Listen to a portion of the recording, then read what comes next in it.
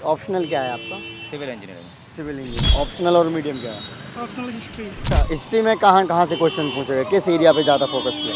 History तो क्या optional में पूरा बटा ही होता है, 4 पार्टों में डिवाइड होता है, तो हाँ। हर एक एंगल उससे क्वेश्चन आना ही फिक्स ही होता है।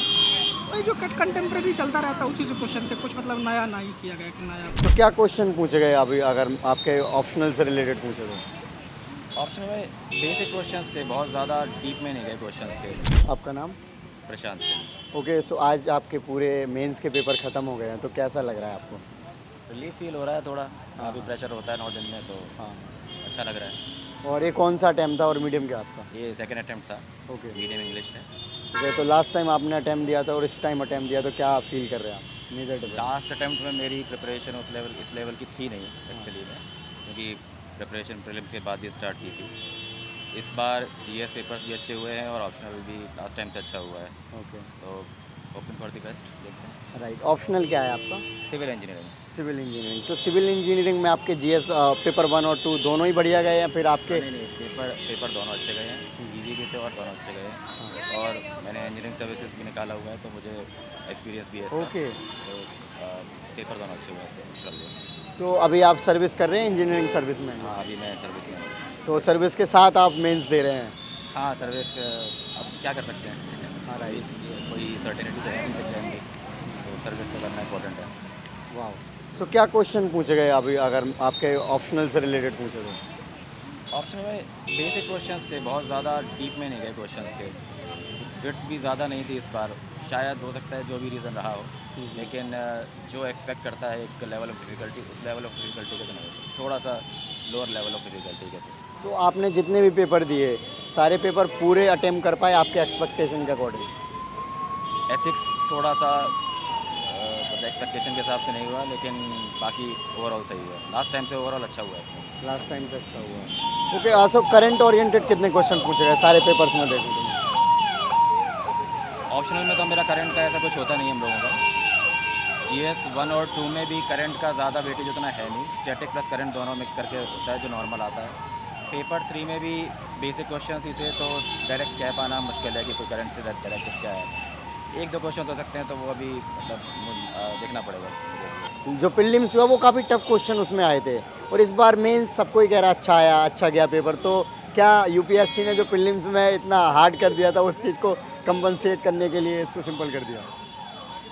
मैं अब क्या कमेंट करूँ इस बारे में, ये तो यूपीएससी की वो है, हाँ, पॉलिसी हाँ, है। हाँ। लेकिन ओवरऑल देखें तो ठीक है, कहना सही होगा कि पेपर लास्ट टाइम से तो इजी है।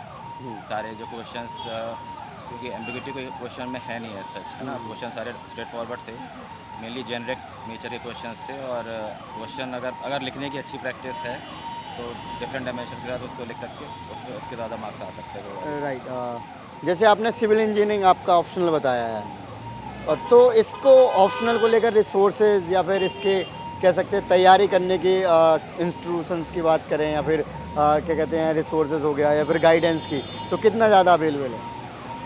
रिसोर्सेज तो काफ़ी अवेलेबल है। आप देखिए कि जो इंजीनियरिंग सर्विसेज की कोचिंग है, उनका कोई भी आप मटेरियल मार्केट में अवेलेबल है तो वो आप ले लीजिए, और पेपर मोर लेस सिमिलर ही आता है। प्रीवियस क्वेश्चन आपको मिल ही जाते हैं उन्हीं कोचिंग की वेबसाइट से कि रिसोर्सेज से, तो रिसोर्सेज की अवेलेबिलिटी बहुत ज़्यादा है। ऐसा चीज़ में कोई प्रॉब्लम नहीं है, लेकिन और मेरे लिए एडवांटेज ये है क्योंकि एक्सपीरियंस भी है, तो फ्रेंड्स, आप सभी को तो पता ही है कि यूपीएससी में प्रीवियस ईयर एग्जाम्स की कितनी ज़्यादा इंपॉर्टेंस है। चाहे टॉपर हो चाहे एस्पिरेंट, सभी लोग प्रीवियस ईयर को इंपॉर्टेंस देते हैं। सो अरिहंत पब्लिकेशन की आप ये बुक देख रहे होंगे। 29 ईयर इसमें प्रीलिम्स के पेपर दिए गए हैं, साथ ही जीएस और सीसेट दोनों के दिए गए हैं। जैसा कि आप देख सकते हैं, इसमें 29 ईयर के chapter wise, topic wise explanation दी गई है। साथ ही साथ इसमें 1995 से 2023 तक के, यानी कि 29 ईयर के आपको प्रीवियस ईयर मिलेंगे। साथ ही इसमें 100% एक्सप्लेनेशन है, साथ ही साथ फैक्ट्स भी दिए गए हैं, और तो और इसमें 5 वर्षों का ट्रेंड एनालिसिस एवं मास्टर स्ट्रेटजी भी है फ्रेंड्स। साथ ही साथ इसमें निबंध यानी कि ऐसे भी दिए गए हैं मेंस के, जो कि बहुत ज़्यादा हेल्पफुल होंगे 1993 से 2022 तक के। और साथ ही साथ मेंस के दिए गए हैं इसमें जीएस पेपर 1 से लेकर 4 तक, 2015 से 22 तक के। सो ये आप देख सकते हैं, बुक बहुत ही अमेजिंग है। आगे का अंदर मैं कंटेंट आपको दिखाऊं तो कुछ इस अगर विषय सूची देखेंगे तो इसमें टॉपिक वाइज सारी चीज़ें दी गई हैं, उनके बताया गया कि कहाँ पे कौन सी चीज़ें हैं, तो कुछ इस तरीके से हैं। आप देख सकते हैं सारी चीज़ें यहाँ पे एक्सप्लेन की गई हैं कि क्या चीज़ें होती हैं, किस तरीके से करना होता है, ये आप देख सकते हैं। ट्रेंड एनालिसिस के बारे में भी यहाँ पे बताया गया है कि क्या क्वेश्चंस किस तरीके से पूछे गए। और आगे आप देख ही सकते हैं, ये एक चैप्टर स्टार्ट हो जाता है यहाँ से और कुछ इस तरीके से इसमें कंटेंट दिया गया है। फ्रेंड्स आगे आप देख सकते हैं इनके एक्सप्लेनेशन भी मिल जाएंगी कुछ इस तरीके से। ओके, सो लास्ट में इसमें एक और छोटी सी पतली सी बुकलेट दी गई है 3500 बुलेटिन्स रिवीजन के नाम से, और जिसमें चैप्टर वाइज इसमें भी दिए गए हैं। तो आप देख सकते हैं कुछ इस तरीके से इसमें कंटेंट मिलेगा। सो फ्रेंड्स ये जो बुकलेट है बहुत ही ज़्यादा हेल्पफुल है। आप वीडियो के डिस्क्रिप्शन में जाके इनको परचेज़ कर सकते हैं, आपको लिंक मिल जाएंगे और ये डेफिनेटली आपकी प्रिपरेशन में बहुत ही शानदार होगी। हिंदी और इंग्लिश दोनों मीडियम में अवेलेबल है, लिंक वीडियो के डिस्क्रिप्शन में है। इसलिए इतना बर्डन नहीं होता है इसमें। और स्कोर कैसा लगता है, इसमें स्कोर अच्छा आता है? हाँ, लास्ट टाइम मेरा कुछ प्रिपरेशन इसमें ज़्यादा हुई नहीं थी तो 287 था।